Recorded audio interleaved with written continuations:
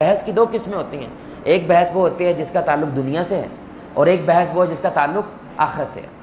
تو علماء یہ بات کہتے ہیں اگر آپ کے اوپر ظلم ہوا ہو، آپ کے اوپر زیادتی ہوئی ہو، آپ کو لگتا ہے میرا حق مارا گیا ہے، تو ایسے معاملے کے اندر بحث کرنا جائز ہے.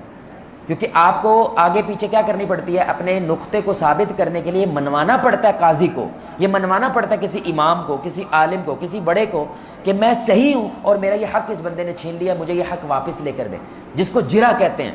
جیسے عدالت کے اندر وکیلوں کے درمیان جرا ہوتی ہے، وہ کرنا جائز ہوتا ہے. اس کی وجہ کیونکہ آپ کو یہ لگتا ہے میرے اوپر کیا ہوا بھائی، میرے پہ ظلم ہوا ہے، میرے ساتھ زیادتی ہوئی ہے، اس لیے مجھے حق چاہیے. اور دلیل کیا ہے، وہ خوبصورت آیت قرآن کی، نام ہی صورت کا کیا، سورہ مجادلہ.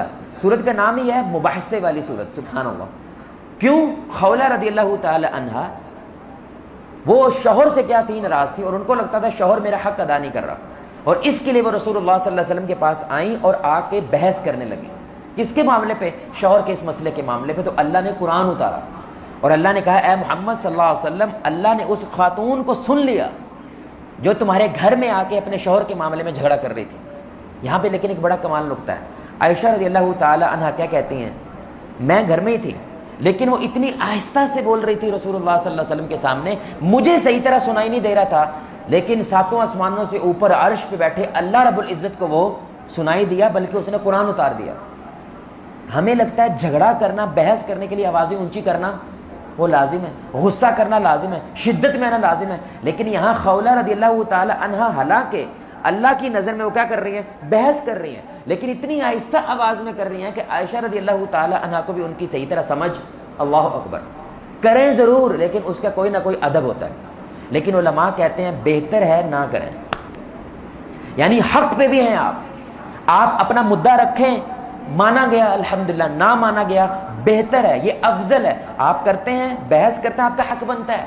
لیکن اگر آپ پیچھے ہٹ جاتے ہیں اس بات پہ کہ میرا اللہ میرے ساتھ ہے، میرا صبر ہی پڑے گا ان لوگوں کے اوپر، آپ پیچھے ہٹ جاتے ہیں، یہ افضل ہے.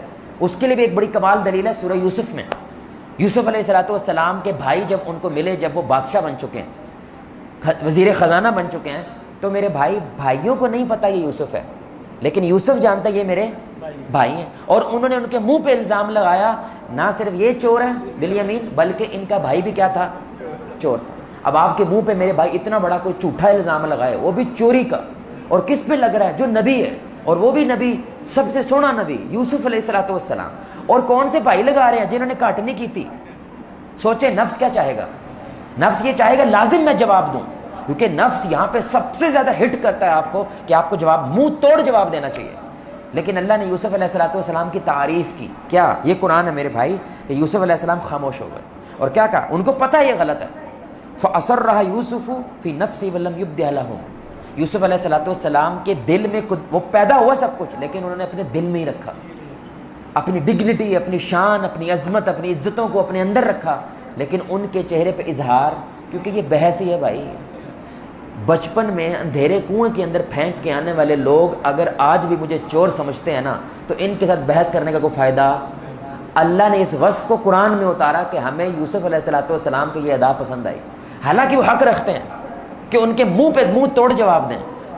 انڈائریکٹلی بھی جواب دے سکتے تھے، یار ہو سکتا ہے تم غلط ہو سکتا ہے ایسا بھی کہہ سکتے تھے، لیکن انہوں نے کچھ بھی کہنا مناسب نہیں سمجھا کہ میرے لیے میرا اللہ کافی ہے، کیونکہ تھوڑی دیر بعد تم میرے ہی سامنے سجدے میں گرنے والے ہو. سبحان اللہ. اور گرنے والے ہیں، سبحان اللہ، سارے کے سارے گرے ہیں میرے بھائی. یہ زیادہ طاقت ہے. اللہ کہتا ہے یہ زیادہ بڑی طاقت ہے بجائے اس کے کہ تم بال کی کھال اتارتے ہو تد رشتے ہی برباد کر دو. یعنی مسئلہ کوئی ایک تھا، لیکن بحث کی وجہ سے ایک مسئلے کے ساتھ 100 مسئلے تم نے اور پیدا کر لی. اس سے بہتر ہے کیا کرو، مٹھی کوٹ لو. پنجابی میں کیا کہتے ہیں، مٹھی کوٹ لو.